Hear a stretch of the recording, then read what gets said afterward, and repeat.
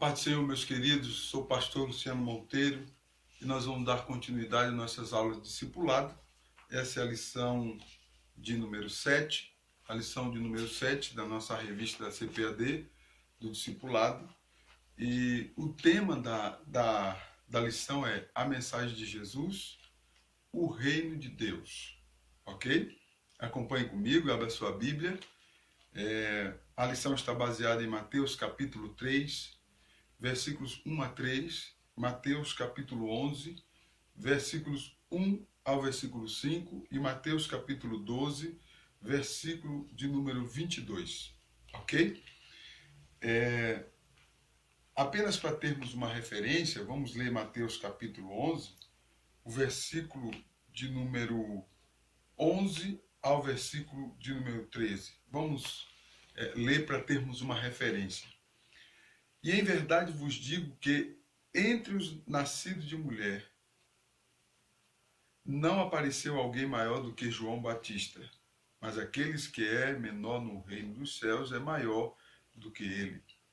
E desde os dias de João Batista até agora se faz violência ao reino dos céus, e pela força se apoderam dele, porque todos os profetas e a lei profetizaram até João. Mateus capítulo 11, versículos 11 ao versículo 13. A mensagem de Jesus. Qual era a mensagem de Jesus? O reino de Deus. Isso é muito claro nos evangelhos. Nós podemos avaliar que a mensagem do mestre, a mensagem que o mestre se preocupou em trazer, a mensagem que o mestre se preocupou em anunciar, ela estava focada, a sua mensagem era o reino de Deus.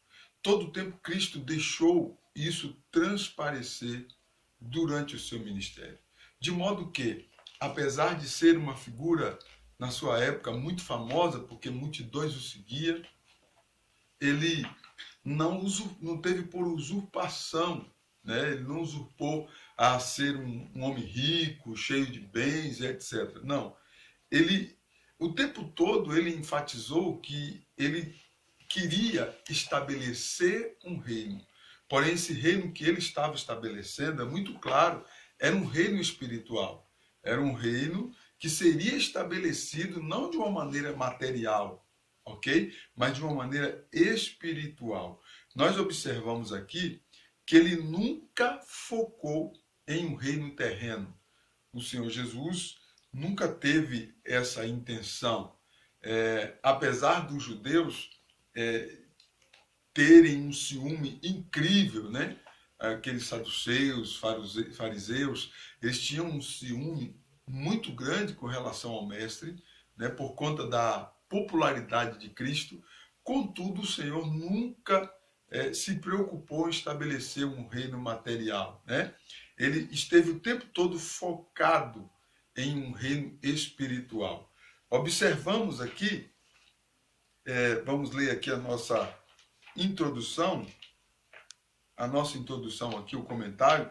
Ele diz assim: na oração do Pai Nosso, Jesus ensinou, entre outras coisas, que devemos pedir a Deus que envie o seu reino e ao seu reinado sobre nós. Em Mateus capítulo 6, versículo 9 a 13.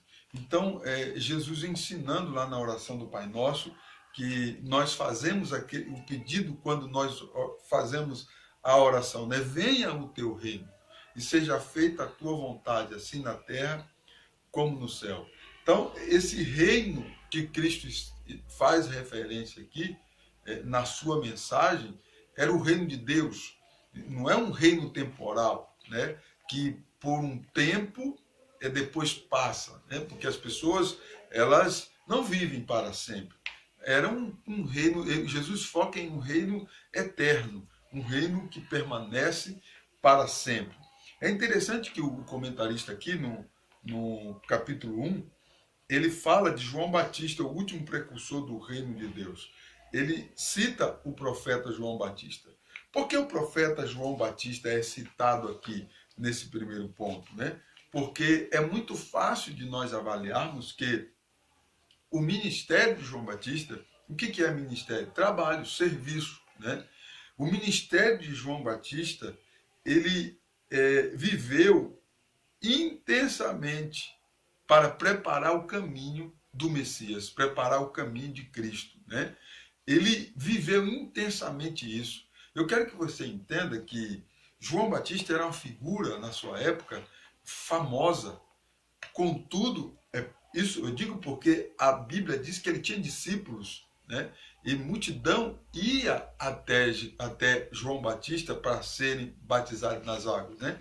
É interessante que João Batista, apesar de ser homem, né, ele tinha um compromisso com Deus no seu ministério tão intenso que ele não deixou aquela fama que ele tinha ultrapassar o foco do seu ministério, que era preparar o caminho para Cristo. É interessante nós avaliarmos isso, né? Porque ele viveu intensamente preparando as pessoas para receber a Cristo, e a Bíblia é muito clara, muito enfática em afirmar que quando Cristo surge na história, logicamente, João Batista, quando ele fica sabendo, quando o mestre vai até ele, que ele batiza o Senhor no Rio Jordão, claramente nós observamos que João Batista ele sai de cena e deixa Cristo aparecer, né? João Batista é uma figura incrível ali, porque ele também não teve usurpação de bens materiais. A mensagem dele era de preparar o povo, né, de arrependimento, para que o povo se arrependesse, e era que o povo se arrependesse e buscasse a Cristo. Você entende? Ele preparou realmente o povo, preparou aquele povo que seguiu ele para receber o mestre. E o mestre foi muito bem recebido pelos discípulos de João Batista, porque João Batista ele viveu intensamente nessa preparação do caminho do Messias, do recebimento, da recepção do Messias. Esse foi o ministério, o trabalho que João Batista teve, e isso deve servir como referência hoje para nós, né? Ao invés de nós, eu, você, que anunciamos o Evangelho, ao invés de direcionarmos as pessoas a um reino material e terreno, nós precisamos direcionar as pessoas a um reino espiritual e eterno, que essa era a mensagem que Cristo sempre passou, né, para os seus discípulos, né? Vamos um pouquinho avançar aqui para frente. Jesus Cristo, o segundo ponto aqui, o fundador e iniciador do reino de Deus, né? Cristo, o fundador, né? Como que foi isso? Como nasceu isso? Observe que quando João Batista estava preparando o povo, ele diz assim: olha, o que vem a mim, depois de mim, é maior do que eu, e eu não sou digno de tirar a sandália dos seus pés. Eu batizo com água, mas ele vos batizará com o Espírito Santo e com fogo.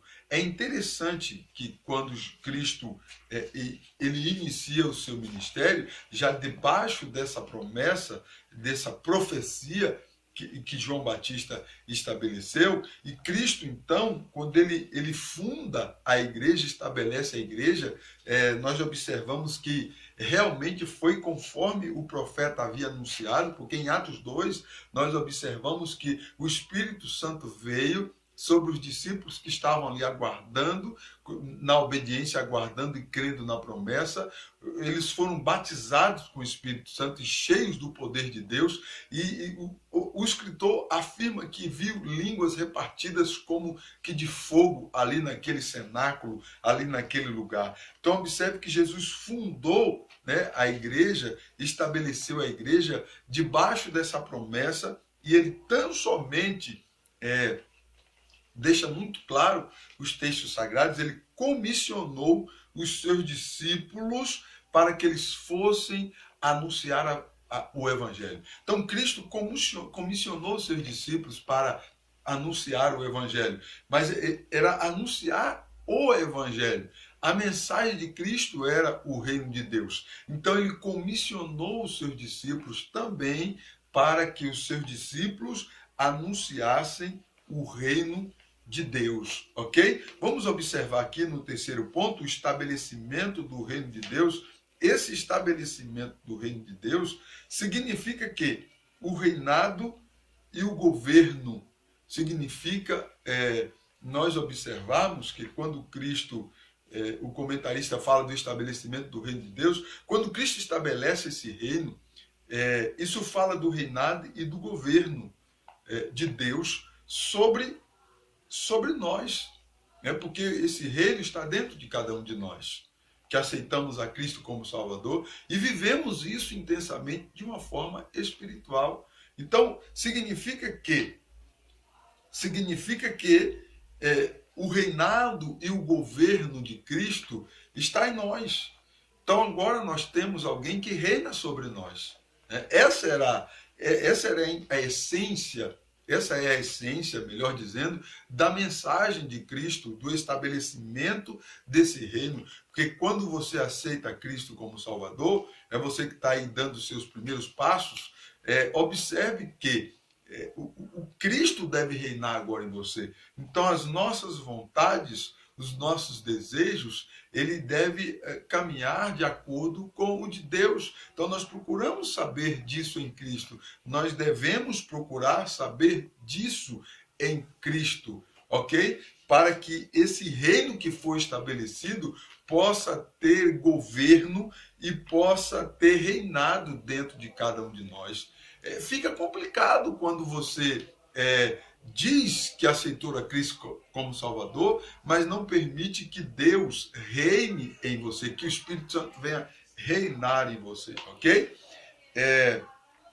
Vamos ao próximo ponto aqui, que já é finalizando acerca dos cidadãos do reino de Deus. Os cidadãos do reino de Deus, quem são esses cidadãos? São todos quanto nasceram de novo. Então, todo aquele que aceita Cristo como Salvador, conforme a Escritura Sagrada nos afirma, nasce de novo em Cristo Jesus. Enquanto quando você nasce de novo, você se torna um cidadão do reino de Deus, ok? Então, você que nasceu de novo, aceitando a Cristo como Salvador, você agora é um cidadão do reino de Deus. Então, sendo cidadão do reino de Deus, significa que nós fazemos parte desse reino espiritual e eterno, ok? Então, você que é agora cidadão do reino de Deus, entenda que algo em nós, ou algo que foi dado a cada um de nós, que somos cidadãos do seu reino, é que nos impulsiona, é que nos habilita a viver ainda neste mundo, é que nos habilita a fazermos a vontade de Deus aqui na terra, né? A Bíblia diz que o amor de Deus está sendo derramado em Romanos 5:1, está sendo derramado em nossos corações. Então esse amor que está sendo derramado todos os dias, intensamente em nossos corações, é que nos habilita a viver nesse mundo tão caótico, contudo, ainda com a esperança viva, com a nossa fé viva de que o reino de Deus está em nós e nós somos cidadãos desse reino dos céus. Você entende isso? Então esse amor que está sendo derramado aí em nossos corações, no meu coração, no seu coração, você que é cidadão do reino, é que nos habilita a fazermos a vontade de Deus. Então é por isso que você ainda encontra força para poder fazer a vontade de Deus, porque o amor de Deus está sendo derramado em nossos corações. Ok, meu amado? Deus abençoe a vida de cada um de vocês em nome do Senhor Jesus. Você que ainda não se inscreveu no meu canal, se inscreva aí no meu canal, porque nós sempre estaremos postando aí uma mensagem viva, espiritual do Evangelho para a edificação da sua vida. Dá um joinha aí, ok? Compartilha o vídeo para que outras pessoas ou outros novos convertidos também possam receber essa mensagem de edificação para a vida espiritual de cada um, ok? Deus abençoe a cada um de vocês grandemente em o nome do Senhor Jesus.